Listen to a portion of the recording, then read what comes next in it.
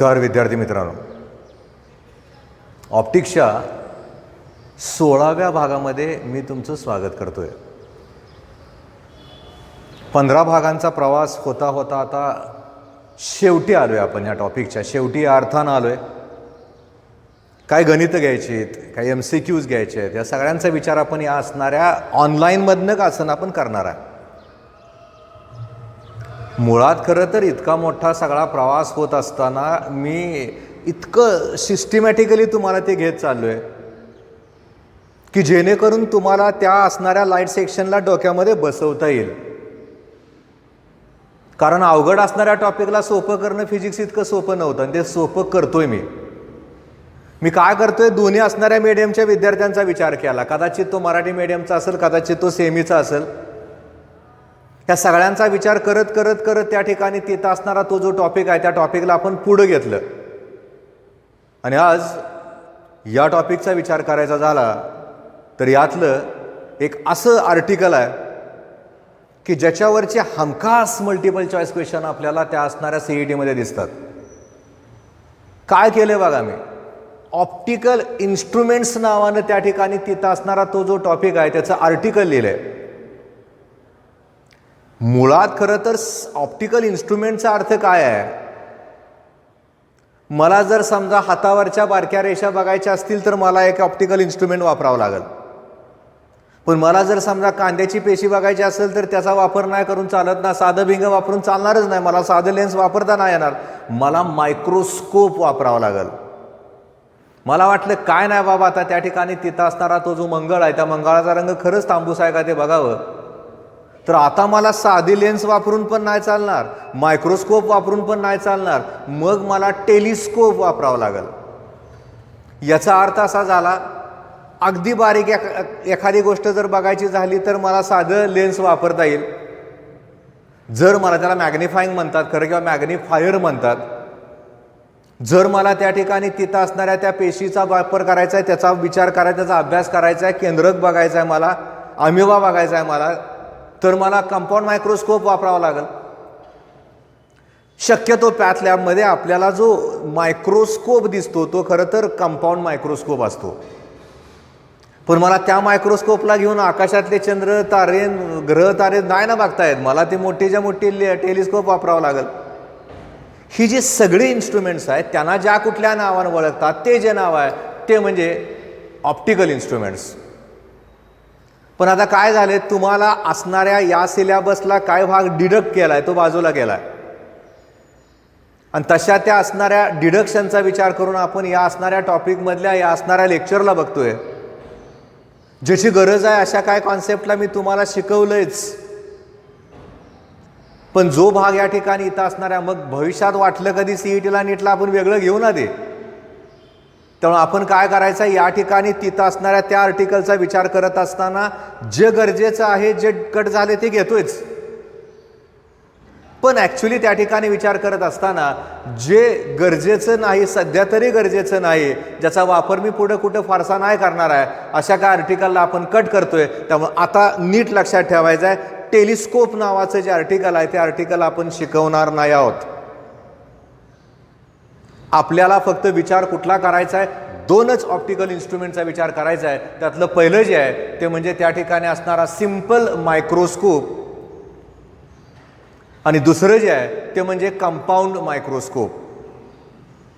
दोघांचा तुलनात्मक अभ्यास केला, दोघांच्या डायग्रॅमचं प्रॅक्टिस केलं। एखाद्याला वाटलं की सर माझी डायग्रॅम खरंच काढलेली बरोबर आहे का, तुम्ही ते मला व्हॉट्सअपवर सेंड करा, मी ते ओके करून सांगेन किंवा चुकलं असेल तर चूक म्हणून सांगेन, शक्य आहे ते। कारण फिजिकली आपण कधी एकमेकाच्या समोर येणार ते आत्ता तर तुम्हाला पण माहिती नाही, मला पण नाही माहिती। सध्याची अवस्था अशी आहे की दिवाळीपर्यंत शाळा सुरू नाहीत होत, याचा अर्थ दिवाळीनंतर कॉलेज सुरू होईल। कॉलेज सुरू होताना ते जानेवारीत होण्याची शक्यता आहे, डिसेंबरमध्ये होण्याची शक्यता आहे। आत्ता या क्षणाला काहीच सांगता येत नाही। या क्षणाला एकच गोष्ट आपण करू शकतो आणि ती म्हणजे अभ्यास, घरात बसून अभ्यास। कारण आपल्याला सोशल डिस्टन्सिंगचं पालन करावं लागतंय, मास्क वापरावा लागतोय, सॅनिटायझरचा वापर करावा लागतोय, याला SMS म्हणतात उद्धव ठाकरेंच्या भाषेमध्ये। आणि सगळं करताना घरात राहा, कारण जितकं शक्य आहे तेवढं घरात बसून अभ्यास करा की जेणेकरून आपलं इन्फेक्शन बाकीच्यांना नाही होणार। आपण काय केलं होतं, ज्यावेळेस आपण ऑप्टिक्सच्या 15व्या भागाकडे बघितलं होतं त्यावेळेस मी तुम्हाला DDV नावाची एक संकल्पना सांगितली होती. एक साधा विचार करा, साधी संकल्पना विचारात घ्या. लांब अंतरावर डोंगर आहे, जवळ असणारं झाड आहे. मी तुम्हाला प्रश्न विचारला तर त्यातलं मोठं कोण? तुम्ही म्हणणार काय सर प्रश्न विचारताय, झाड तर 100% लहान आहे, डोंगर म्हणल्यानंतर तो मोठाच आहे. पण आपण ज्यावेळेस त्याला जवळनं बघतो, झाड आपल्या जवळ आहे, डोंगर आपल्यापासून लांब आहे, झाड मोठं दिसतं आणि डोंगर लहान दिसतो. किंवा कल्पना करा, माझ्या हातामध्ये हे पेन आहे, या पेनाकडे मी बघतोय, पेनाकडे बघत असताना सध्या ते माझ्यापासून दूर आहे, त्याला मी जसं जसं जवळ घेत जाणार आहे तसं तसं मला ते मोठं दिसत जाईल. एक स्टेज अशी असेल तिथंपर्यंत ते मला मोठं दिसेल आणि त्याच्यानंतर मी जरा जास्त जवळ घेतलं तर मला आता त्याची क्लॅरिटी निघून जाईल, माझ्या असणाऱ्या डोळ्याच्या रॅटिन्याला आता त्रास व्हायला सुरुवात होईल. याचा अर्थ काय झाला, या पद्धतीनं त्या ठिकाणी तिथं असणाऱ्या त्याचा विचार करायचा झाला तर मग मला हे तर वेगळंच झालं. मला मुंगीचे पाय बघायचे, तुमच्या असणाऱ्या पुस्तकात ते उदाहरण दिले. मग ते जर पाय बघायचे झाले तर मला नुसत्या डोळ्यानं मुंगीचे पाय दिसतील कशी? दिसणारच नाहीत ना. किंवा नेहमी असतो त्या पद्धतीनुसार मला घड्याळाच्या असणाऱ्या आतल्या भागामधले लहान लहान व्हील्स बघायचे आहेत, काढायचे आहेत, रिपेअर करायचं आहे, त्यातला सेल मला बदलायचा आहे. मला दिसणारच नाही, इतकं क्लिअर नाही दिसणार मला ते. मला कुठल्या ना कुठल्या इन्स्ट्रुमेंटचा वापर करावा लागेल आणि तसं असणारं ते इन्स्ट्रुमेंट वापरत असताना आपण काय विचार केला, DDVची संकल्पना घेऊन आपण आत्ता यातलं एक पुढचं आर्टिकल बघतोय, किंवा ते एक महत्त्वाचं आर्टिकल आहे, पहिलं ऑप्टिकल इन्स्ट्रुमेंट आहे. आणि ते जे इन्स्ट्रुमेंट आहे ते म्हणजे सिंपल मायक्रोस्कोप.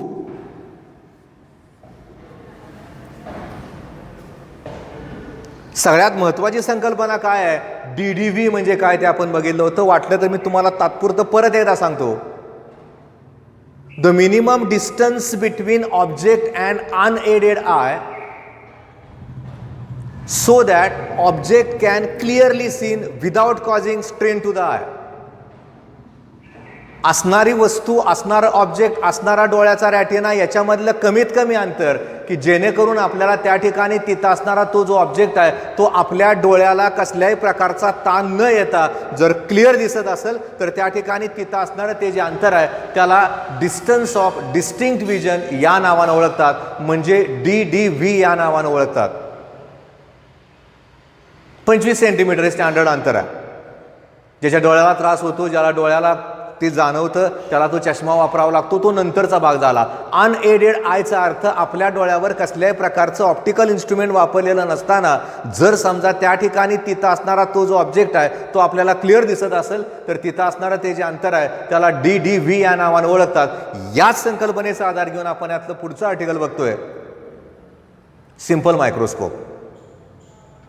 पहिल्यांदा लक्षात ठेवायचंय, एखादी असणाऱ्या कमी फोकल लेन्सच्या जर समजा एखाद्या कॉन्व्हेक्स लेन्सला आपण वापर केला तर त्या ठिकाणी तिथं असणारी ती जी कॉन्व्हेक्स लेन्स आहे त्याला सिंपल मायक्रोस्कोप या नावानं ओळखतात. म्हणजे आपण ज्योतिषाचा विचार करूया, त्याच्या हातामध्ये एक प्रकारची कॉन्व्हेक्स लेन्स असते, तो हातावरच्या रेषा बघतो, त्याला स्वतःचं भविष्य कळत नाही, दुसऱ्याचं काय बघतो हा वेगळा भाग झाला, पण तो बघतो. तो त्याच्यानंतर त्या ठिकाणी तिथं असणारे एखादं अगदी लहान लहान अक्षर आहे ते दिसत नसेल तर आपण मॅग्निफायर, याचा अर्थ एक साधी मायक्रोस्कोपसाठी असणारी सिंपल असणारी कॉन्व्हेक्स लेन्स कमी फोकल लेन्सची वापरायची, that is simple microscope. Jewellery करणार असेल त्याला जर समजा त्या ठिकाणी तिथं असणारी ती ज्वेलरी करायची आहे, लहान लहान लहान लहान असणाऱ्या गोष्टी त्याला त्यावर बसवाव्या लागतात. त्या बसवताना किती जरी त्याचा डोळा चांगला असला तरी सुद्धा त्या लहान वस्तू त्याला ठराविक लिमिटच्या बाहेर दिसत नाहीत, त्याला मोठं करून बघावं लागेल. तर त्या ठिकाणी जी इन्स्ट्रुमेंट वापरतो त्याला म्हणतो आपण सिंपल मायक्रोस्कोप. मग कल्पना करूयात, या ठिकाणी इथं असणारी ही एक कॉन्व्हेक्स लेन्स आहे आणि माझ्याकडे त्या ठिकाणी तिथं असणारा तो जो ऑब्जेक्ट आहे तो हा ऑब्जेक्ट आहे, त्याला मी नाव देतो AB. एक लहानसा ऑब्जेक्ट आहे, त्याला मला मोठं करून बघायचं आहे. मी काय करणार, माझी जी लेन्स आहे त्या लेन्सच्या जवळ माझा डोळा ठेवणार. म्हणजे काय होईल, याच्यापासून या ठिकाणी जे रेज आहेत ते असे जातील, त्याच्यानंतर ते या पद्धतीनं जातील. आपण जर इकडच्या बाजूला असं आपण बघत गेलो तर आपल्या लक्षात असं येतं की या ठिकाणी तिथं असणारी ती जी इमेज आहे ती आपल्याला या ठिकाणी इथं जिथं कुठं हे दोन रेषा एकत्रित येतात तिथं आपल्याला त्या ठिकाणी तिथं असणारी ती इमेज दिसते, त्याला आपण ए डॅश बी डॅश असं नाव देऊयात आणि याच्या करस्पॉन्डिंग असणारा जो अँगल आहे त्याला आपण बीटा सिम्बॉलाइज करूयात आणि त्या ठिकाणी तिथं असणारी ती रे डायग्रॅम आहे त्याला आपण रेज दाखवूयात. वाटलं तर याला आपण ओ म्हणूयात. ओ हा त्या ठिकाणी तिथं असणाऱ्या त्या लेन्सचा ऑप्टिकल सेंटर झाला. मुळात या ठिकाणी जर समजा तुम्ही आता असणाऱ्या परीक्षेचा विचार केला तर या परीक्षेमध्ये आपल्याला काय विचारतील, draw a neat ray diagram of the simple microscope, mark 2 असतील. डायग्रॅम करेक्ट काढा. मी ज्या पद्धतीनं काढले, मी आता पट्टीचा वापर वगैरे केलाय का? नाही केला. तुम्ही करणार आहात. हातानं गोल नाही करायचा. त्या ठिकाणी तिथं असणाऱ्या त्या कंपासचा वापर करा. स्टेन्सिल्स मिळतं, त्याच्यामध्ये लेन्सचे आकार असतात, त्याचा वापर करा. त्या ठिकाणी तिथं असणारी ती लेन्स तयार होईल. आणि या ठिकाणी ही जी डायग्रॅम आहे ही एवढीच डायग्रॅम या ठिकाणी महत्त्वाची नाही. त्याच्यानंतर एक डायग्रॅम मी इथं काढतोय, पुस्तकात ती तितकं क्लिअर नाही दिलेलं. याला आपण परत ए बी म्हणूयात आणि या ठिकाणी इथं असणारा हा जो अँगल आहे त्याला अल्फा म्हणूयात. इथलं जे अंतर आहे त्या अंतराला आपण त्या ठिकाणी नाव देऊ टाकूया डी. डी म्हणजे डिस्टन्स ऑफ डिस्टिंक्ट विजन. मी काय केले असा विचार केला, माझ्याकडे पेनाचं टोपण आहे, त्याला 25 सेंटीमीटर अंतरावर ठेवलंय. मी आता अनएडेड आहे, माझ्या डोळ्यासमोर कुठल्याही प्रकारची लेन्स नाही. माझं इथून इथंपर्यंतचं अंतर 25 सेंटीमीटर असं समजूयात. मला आत्ता त्या ठिकाणी तिथं असणारं ते जे टोपण आहे त्याला मोठं करून बघायचं आहे. ते बघत असताना मला या दोन असणाऱ्या अँगलचा विचार नक्की करावा लागेल. डायग्रामचा जर जॉमेट्री विचारात घेतली तर नक्की तुमच्या लक्षात येईल, इथं जर बीटा असेल तर इथं सुद्धा तो जो अँगल आहे तो अँगल 100% बीटा असेल.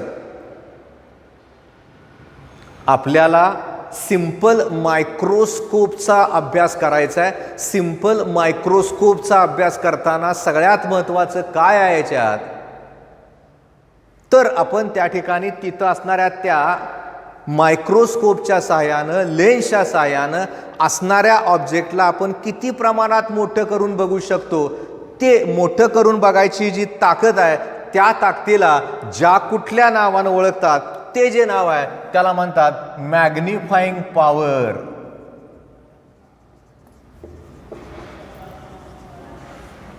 ज्याला शॉर्ट फॉर्म वापरतात MP. मुळात आपल्याला खरं तर याचा अभ्यास करायचा झाला तर त्याचा अभ्यास करत असताना यातल्या कॉन्सेप्टला बघत असताना 100% लक्षात ठेवायचं आहे, ज्यावेळेस आपण मॅग्निफाईंग पॉवरचा विचार करतो त्यावेळेस आपल्यासमोर एक फॉर्म्युला आहे, बीटा अपॉन अल्फा. परीक्षार्थी होऊयात आणि परीक्षार्थी होताना याचा विचार करूयात की बाबा मला मॅग्निफाईंग पॉवरचा विचार करताना बीटा म्हणजे इथला अँगल आहे, अल्फा म्हणजे इथला अँगल आहे. आणि मला जर समजा विचारला प्रश्न, define magnifying power of simple microscope, पुस्तकात ते थोडंसं टफ आणि टिपिकल केले, कारण नसताना केले. ते काय गरज नाही, एकदम सोप्याने सरळ भाषेमध्ये मी तुम्हाला आता शिकवतोय. याच पद्धतीनं लक्षात ठेवा, याच पद्धतीनं लिहून काढा, म्हणजे मग ते आपल्याला त्या ठिकाणी तिथं असणारं ते जे आर्टिकल आहे ते जादाचं क्लिअर होईल.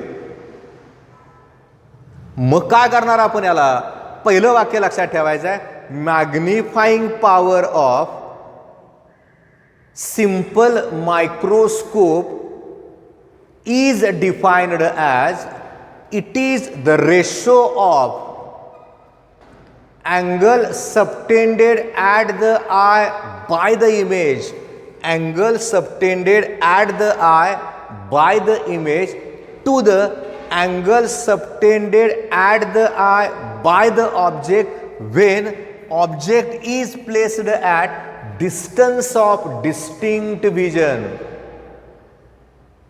तुम्हाला काय झालंय, पहिल्यांदाच वाक्य तुम्ही ऐकताय, त्यामुळे एवढं मोठं वाक्य तुम्हाला डोक्यात बसवताना थोडीशी कॉम्प्लिकेशन नक्की येतील. येऊ द्यात ना, जरा जरा थोडं प्रॅक्टिस करत गेला तर होऊन जाईल. ते काय नाही अवघड आपल्याला वाटत. म्हणजे आपल्याला त्या असणाऱ्या मॅग्निफाईंग पॉवरचा विचार करत असताना बीटाचा आणि अल्फाचा विचार नक्की करावा लागतो. आणि तसा तो विचार तिथं केला जात असताना ते एक गुणोत्तर आहे. कुणाकुणाचं गुणोत्तर आहे, बीटा आणि अल्फाचं गुणोत्तर आहे. बीटा म्हणजे काय आहे, angle subtended at the eye by the image, आणि अल्फा म्हणजे काय आहे, angle subtended at the eye by the object Wien placed at DDV. He diagram पुस्तकात नाही दिलेली, फक्त एवढीच दिली आहे. त्यामुळे मी मुद्दामून ही दुसरी पण डायग्रॅम तुम्हाला काढून दिली आहे. याचा अर्थ असा झाला, परत आपण टोपणाकडे बघितलं तर आत्ता या इन्स्टंटला मी कसल्याही प्रकारची लेन्स माझ्या डोळ्यावर लावलेली नसताना या टोपणानं माझ्या असणाऱ्या डोळ्याच्या रॅटिनाशी केलेला जो अँगल आहे तो माझा अल्फा झाला. आणि ज्या वेळेस त्या ठिकाणी तिथं असणाऱ्या त्या टोपणाला मी जर समजा करस्पॉन्डिंग असणाऱ्या लेन्सनं बघितलं, मला ते मोठं दिसल, त्याची इमेज मला मोठी दिसल. सगळ्यात महत्त्वाचं काय आहे, ज्या बाजूला ऑब्जेक्ट आहे त्याच बाजूला इमेज आहे. कारण आपण ज्यावेळेस त्या ठिकाणी तिथं असणाऱ्या हाताला बघतो, हातावरच्या रेषा तो ज्योतिषी बघतो, त्यावेळेस हा हात इथं आहे, याच्या समोर लेन्स ठेवल्यानंतर त्याची इमेज त्याला त्याच बाजूला दिसते ना. तो तिकडचीच इमेज बघतो, इकडं कुठं त्याला काय दिसतं, इकडनं तो बघतो पण इमेज तिकडंच तयार होते. सगळ्यात महत्त्वाचं आहे. त्यामुळे ज्यावेळेस आपण त्या ठिकाणी तिथं असणाऱ्या त्या सिंपल मायक्रोस्कोपचा विचार करतोय, सिंपल मायक्रोस्कोपचा विचार करत असताना आपल्याला त्यात विचार कशाचा करावा लागतो की बाबा त्या ठिकाणी तिथं असणारं ते जे ऑप्टिकल इन्स्ट्रुमेंट आहे ते वापरत असताना त्यातल्या सगळ्यात महत्त्वाच्या गोष्टी कुठल्या. पहिल्यांदा डोक्यात ठेवायचं की बाबा आपल्याला नुसत्या डोळ्यानं दिसत असताना अशा प्रकारच्या लेन्सचा वापर का करायचा. तर मी त्याची उत्तर तुम्हाला दिली. डोळ्याला लिमिटेशन्स आहेत. एखाद्याला जवळजवळ घेत असताना ते मोठं करून देईल, पण किती देईल याला लिमिटेशन आहे. ठराविकपेक्षा मोठं ते होऊच शकत नाही. तसं जर ते होत नसेल तर मग आपल्याला करस्पॉन्डिंग असणाऱ्या लेन्सचा वापर करावा लागेल. ॲक्सेप्टेड आहे, मान्य केलं आपण आणि पुढे गेलो. मग आपण परीक्षार्थी झालो. परीक्षार्थी होताना आपण आपल्यासमोर एक फॉर्म्युला तयार केला आणि तो जो फॉर्म्युला आहे हा फॉर्म्युला तयार झाला, magnifying power of the simple microscope is equal to beta upon alpha. Beta म्हणजे काय आहे, angle subtended at the eye by the image आहे. ही इमेज आहे ना इथं तयार झालेली, डॉटेड दाखवायची आहे आपल्याला. हे डॉटेड दाखवायचे आहे कारण ते व्हर्च्युअल आहे, ते आभासी आहे. ॲक्च्युअली इमेज माझी इथं आहे, सॉरी ऑब्जेक्ट इथं आहे, त्याची इमेज मला तिथं मिळाली आहे.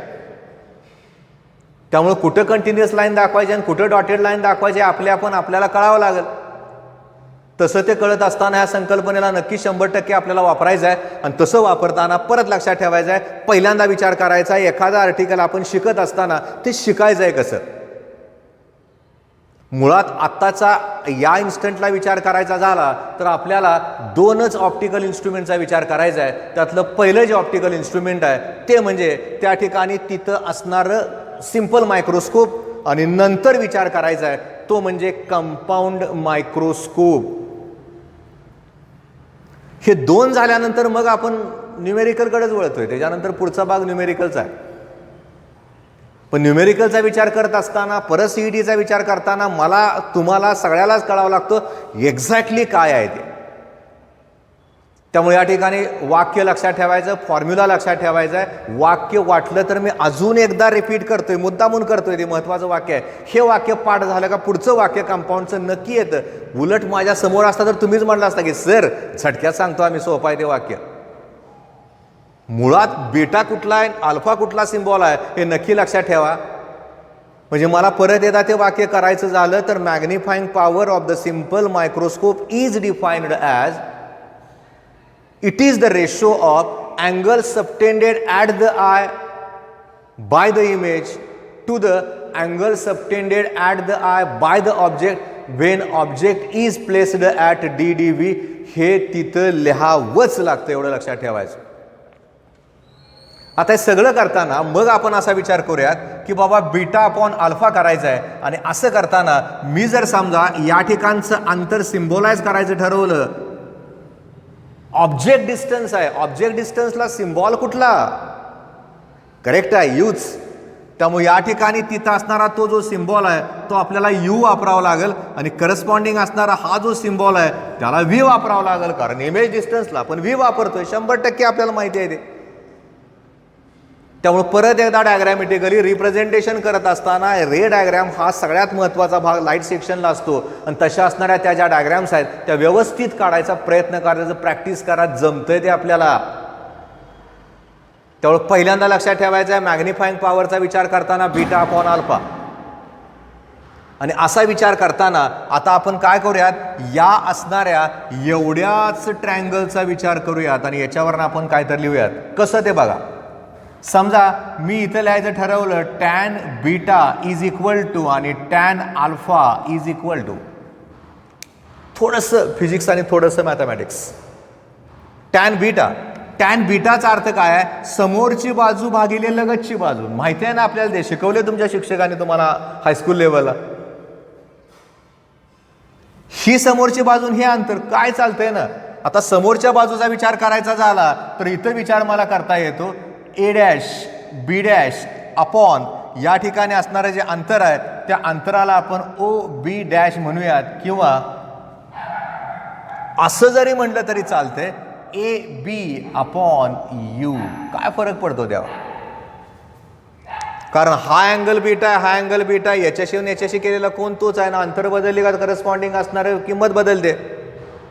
याचा अर्थ मी ज्यावेळेस त्या ठिकाणी तिथं असणाऱ्या टॅन बीटाचा विचार करतोय, टॅन बीटाची किंमत लिहित असताना A dash B dash upon O B dash किंवा ए बी अपॉन यू लिहिलं. Tan beta is equal to, आता ते थोडंसं खालीवर झालं तर आपण वर अल्फा लिहूयात, काय अडचण येत नाही. आता खाली वळूयात ना फिगर नंबर 2 ला. याचा विचार करत असताना फिगर 1 आहे, याचा विचार करत असताना फिगर नंबर 2 आहे. इथं पण त्या ठिकाणी तिथं असणारा तो ट्रँगल आहे. अल्फाचा विचार करताना tan alpha is equal to A B upon D, समोरची बाजू भागिले लगतची बाजू. म्हणजे इथं विचार करत असताना त्या ठिकाणी तिथं असणारी ती जी किंमत आहे ती आपली ए बी अपॉन डी आली. कसं कसं होत गेलंय ते नीट बघत चला. याला इक्वेशन नंबर 1 द्या, याला इक्वेशन नंबर 2 द्या, याला इक्वेशन नंबर 3 द्या. मॅग्निफाईंग पॉवरचा विचार करत असताना बीटा अपॉन अल्फा झालं. इथं फक्त लक्षात ठेवायचं आहे, जर समजा अल्फा किंवा बीटा लहान असतील तर नक्की आपण इथं असं लिहू शकतो tan alpha nearly equal to alpha, किंवा टॅन बीटाचा विचार करताना नियरली इक्वल टू बीटा. म्हणजे काय झालं, याला नियरली इक्वल टू अल्फा म्हणता येईल, याला नियरली इक्वल टू बीटा म्हणता येईल. थोडंसं गणित आपलं चांगलं असावं लागतं फिजिक्ससाठी, त्याची गरज आहे आपल्याला, कारण त्याच्याशिवाय आपण पुढंच नाही जाऊ शकत. त्यामुळे अशा संकल्पनेचा विचार इथं करत असताना tan alpha is equal to A B upon D आलं, tan beta is equal to A dash B dash upon O B dash आलं, ए बी अपॉन यू आलं. कारण इथं ए बी आहे, हे यू डिस्टन्स आहे, यू म्हणजे object distance आहे. म्हणजे आपण आत्ता या ठिकाणी बघितलं तर टॅन अल्फाची किंमत लिहिली आहे, जे अल्फा इज इक्वल टू झाले. टॅन बीटाची किंमत लिहिली आहे, जी बीटा इज इक्वल टू झाली. आणि परत एकदा इक्वेशन नंबर 1 कडे मी वळलो, आणि 1 कडे वळता वळता आता मला magnifying power is equal to लिहायचं आहे. बीटाची किंमत माझी काय आहे? बीटाची किंमत माझी त्या ठिकाणी तिथं असणारी ए बी अपॉन यू आहे, आणि अल्फाची किंमत माझी काय आहे तर ए बी अपॉन डी आहे. अल्फाची किंमत माझी ए बी अपॉन डी इथे, आणि बीटाचा विचार केला तर त्या ठिकाणी तिथं असणारी ती जी किंमत आहे ती किंमत त्या ठिकाणी अल्फाची किंमत जी आहे ती ए बी अपॉन डी आहे, आणि बीटाची किंमत ए बी अपॉन यू आहे. आता या सगळ्या किमती आपण इथं लिहिल्या. आता या किमती या पद्धतीनं इथं लिहिल्यानंतर मग आपल्याला काय करायचं आहे, आपलं साधं गणित तिथं वापरायचं आहे. आणि ते गणित तिथं वापरत असताना एका इक्वेशनकडे आपल्याला वळायचं आहे, किंवा एका फॉर्म्युल्याकडे आपल्याला वळायचं आहे. आणि तो जो फॉर्म्युला आहे तो magnifying power of the simple मायक्रोस्कोपचा होईल. म्हणजे कसं झालं बघा, इथं परत एकदा magnifying power is equal to A B upon U झालं. इथं लिहित असताना डी अपॉन ए बी झालं. मी काय कुणी पण सांगेल की सर ए बीला ए बी कॅन्सल करून टाका आणि एका शेवटच्या उत्तराला तुम्ही पोचा, आणि उत्तर कुठलं झालं तर या ठिकाणी एक उत्तर तयार झालं, आणि तिथं असणारं ते जे उत्तर आहे ते उत्तर आपण आता लिहून टाकूया. तो एक बेसिक फॉर्म्युला झाला. म्हणजे मला जर समजा त्या ठिकाणी तिथं असणाऱ्या सिम्पल मायक्रोस्कोपच्या करस्पॉन्डिंग मॅग्निफाईंग पॉवरचा विचार करायचा झाला तर माझा फॉर्म्युला तयार झाला डी अपॉन यू. म्हणजे पहिल्यांदा विचार आपण केला त्या ठिकाणी असणाऱ्या डिस्टन्स ऑफ डिस्टिंक्ट विजनचा. डिस्टन्स ऑफ डिस्टिंग विजनचा विचार करताना 25 सेंटीमीटर एखाद्या ऑब्जेक्टचा विचार केला तर तिथं असणारा तो जो ऑब्जेक्ट आहे तो आपल्याला क्लिअर दिसतो, पण ॲक्च्युली आपण जरा जास्त आतमध्ये आणत गेलो तर ते ब्लर होत जातं, आपल्या डोळ्याला ते मोठं दिसत नाही, मोठं दिसायला लिमिटेशन्स आहेत. म्हणून एखाद्या ऑब्जेक्टला मोठं करून बघायचं झालं तर मॅग्निफायर म्हणजे सिम्पल मायक्रोस्कोपचा वापर करायचो. आणि तसा वापर करताना एक वाक्य नेहमी लक्षात ठेवायचं आहे, a convex lens of smaller focal length. मी स्मॉलर म्हणले का कळलं आपल्याला याच्यामध्ये. A simple microscope of smaller focal length can be used as a simple microscope. आता हे सगळं जरी मान्य केलं तरी ज्या गोष्टी पुस्तकात दिल्याच नाहीत पण ॲक्च्युली त्याची फार मोठी गरज आहे, द्यायला पाहिजे होतं खरं तर त्यांनी ते नाही दिलेलं. आपण बघूयात ते कसं करायचं ते. म्हणजे आता आपण असा विचार करूयात की आपण कधी काळी एक इक्वेशन बघितलं होतं आणि ते जे इक्वेशन आहे कशाचं इक्वेशन होतं तर आपण त्या ठिकाणी तिथं असणाऱ्या लेन्स मेकर्स इक्वेशनचा विचार आपण केला होता. काय विचार केला होता तर तो विचार केला होता 1/f is equal to 1/v minus 1/u.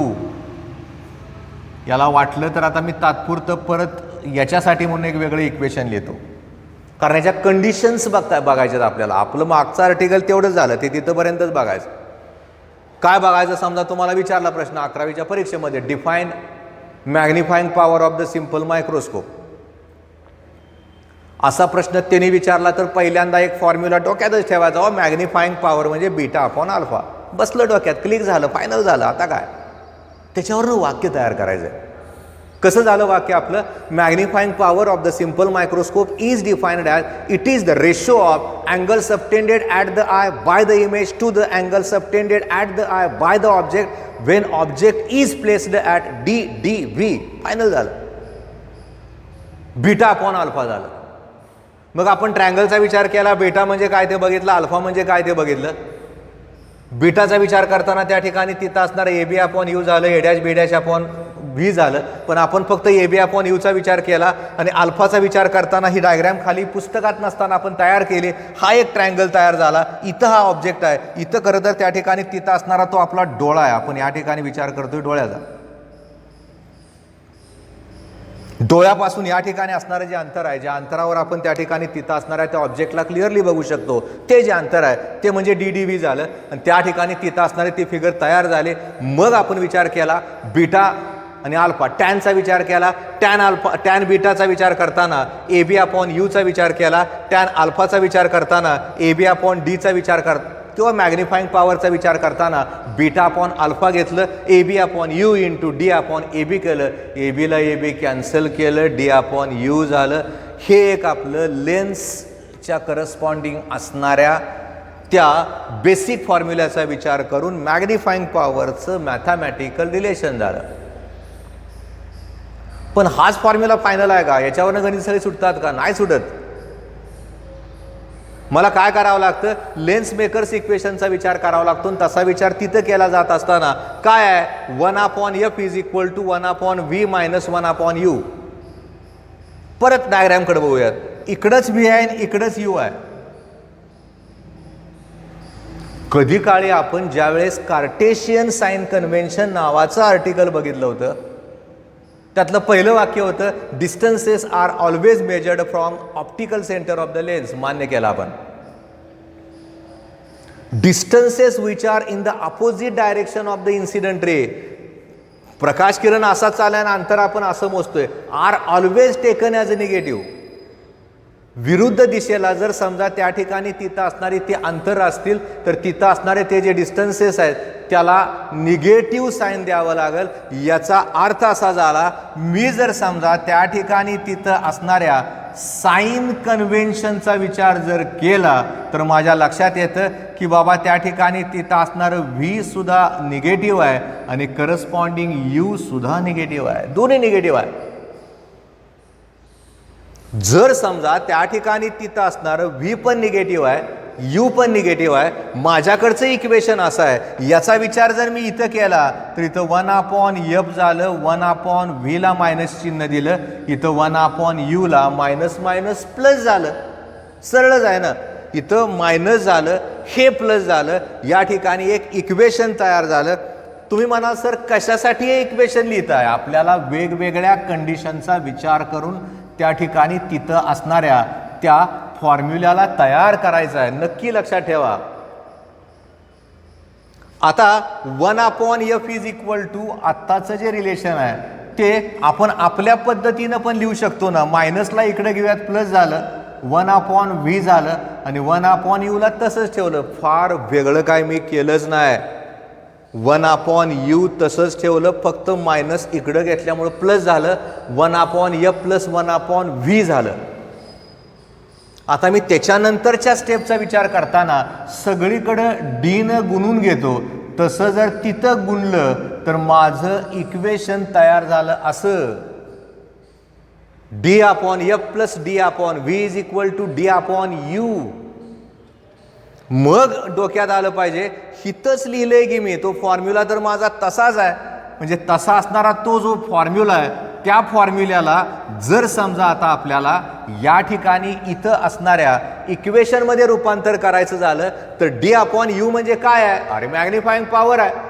म्हणजे मॅग्निफाईंग पॉवरचा विचार करत असताना माझ्याकडं एक फॉर्म्युला तयार झाला, d/f प्लस d/v.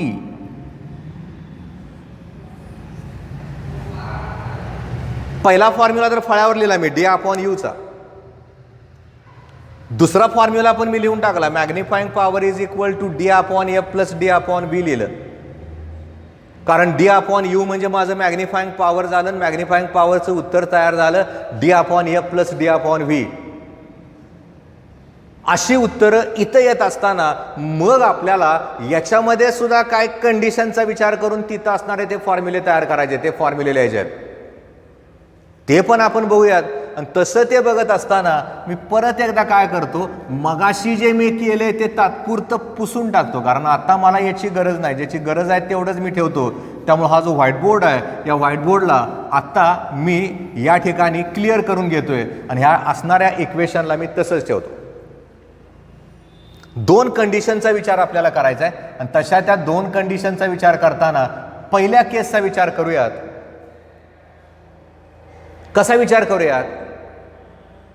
जर समजा त्या ठिकाणी तिथं असणारी ती जी इमेज आहे ती इमेज इन्फिनिटीला तयार झाली तर,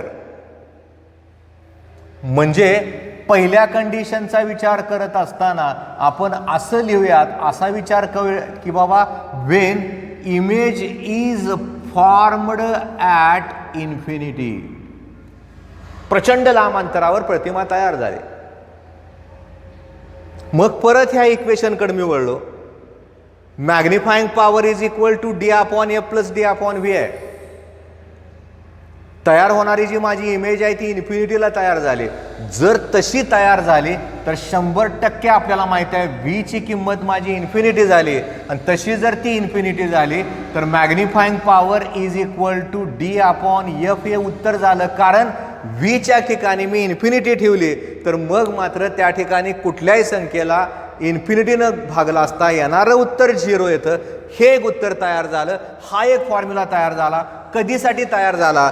मॅग्निफाईंग पॉवरमध्ये इमेज जर समजा तयार होत असताना ती जी इमेज आहे ती जर इन्फिनिटीला तयार झाली तर आपण याचा विचार नक्की करतोय. पण जर समजा आपल्याला त्या ठिकाणी तिथं असणाऱ्या दुसऱ्या कंडिशनचा विचार करायचा आहे मी काय करतो, हा जो फॉर्म्युला आहे तो तुमच्या डोळ्यासमोर तसाच राहावा. d/f प्लस d/v याला तात्पुरतं बाजूला ठेवतो आणि हा इथं लिहिलाय त्याला आता पुसून टाकतो आणि पुसल्यानंतर आपण या ठिकाणी तिथं असणाऱ्या सेकंड केसचा आपण विचार करूयात. आणि या सेकंड केसचा विचार इथं केला जात असताना जर समजा त्या ठिकाणी तिथं असणारी ती जी इमेज आहे ती इमेज जर d/v ला तयार झाली तर काय? When image is formed at distance of distinct vision d/v, तुम्ही मला लगेच म्हणणार की सर इमेज जर d/v ला तयार होत असेल तर v ची जी किंमत आहे ती किंमत d झाली. जर v ची किंमत माझी d झाली, हे इक्वेशन मुद्दामून मी तिथं ठेवलंय, याचा अर्थ d/d आलं.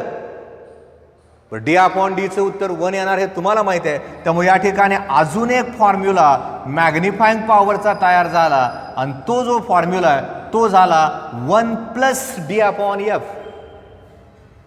आता 100% इथं तुम्हाला सीईटी ओरिएंटेड लक्षात ठेवावं लागेल. Magnifying power of the convex lens depends on focal length of convex lens. पहिलं वाक्य स्टार करून पडदेशी वहीत लिहून काढायचं.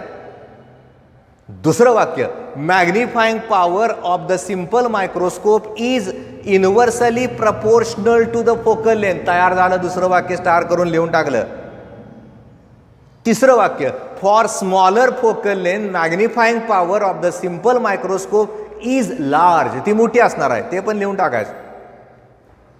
आणि आता लक्षात ठेवायचं आहे magnifying power of the simple microscope lies in between D upon F and 1 plus D upon F.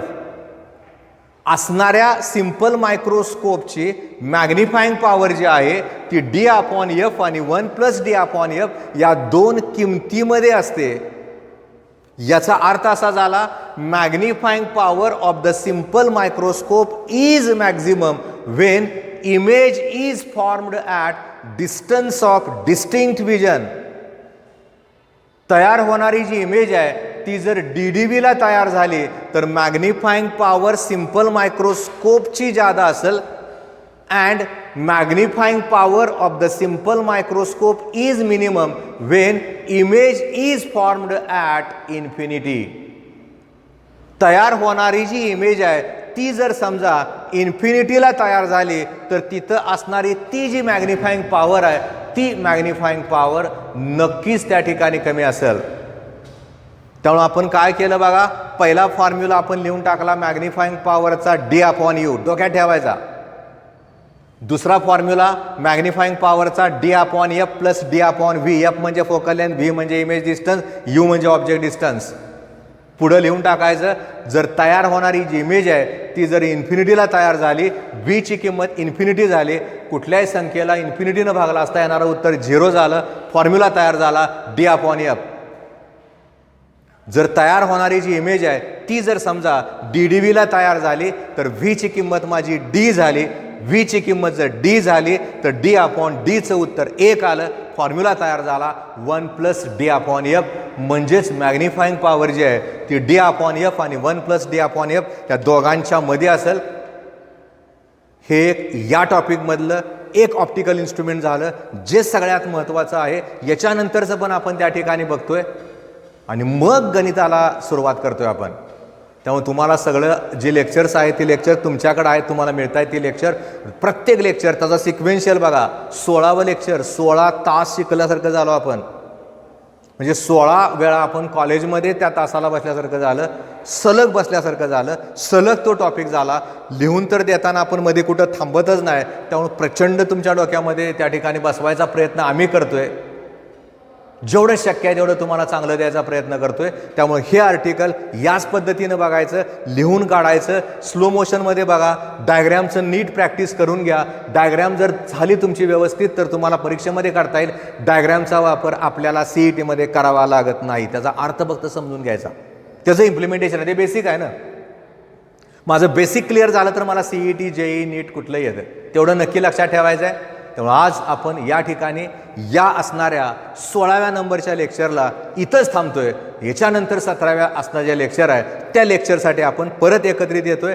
परत येताना यातलं जरा अवघड असणारं एक ऑप्टिकल इन्स्ट्रुमेंट आहे. पुस्तकापेक्षा थोडंसं वेगळ्या पद्धतीनं आपण ते बघतोय. पुस्तकातनं बघा तसंच आहे, थोडंसं नेचर बदललं आहे त्याने, पण ते जंबल्ड करण्यापेक्षा हे बघा, हे वाचा, हे कळतं आपल्याला. लिहून काढलं का लक्षात येतं. लिहून काढायचंच, नुसतं ऐकणार काय त्या मोबाईलला अर्थ नाही राहणार. ते लक्षात राहतं का काय आमचं. लांब परीक्षा आहे तुमची अजून. त्यामुळं अभ्यास करताय, करतच राहा, करावाच लागेल. आणि मग पुढच्या लेक्चरला आपण परत एकदा भेटतोय. धन्यवाद.